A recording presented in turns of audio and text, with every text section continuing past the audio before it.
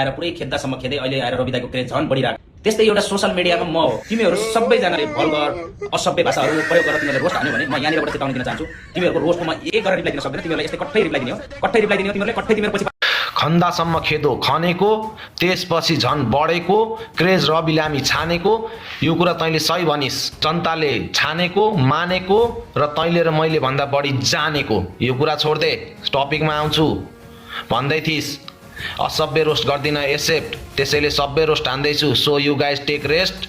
That means I am not saying I am the best, but all of you guys are waste. अनि अन्तिममा सुन जटाधारी, हिजो मलाई टक्ला बनायो भनेर बाटोमा रुँदै हिँड्थिस्, अर्को फेरि टक्ला मात्र होइन हातखुट्टा काट्छु भन्थिस्। यति भएपछि बुझिहाल मैले धेरै रोस्ट गर्न नचाहेर हो, नत्र दिउँसै टाढा गन्थिस्। Do not underestimate me.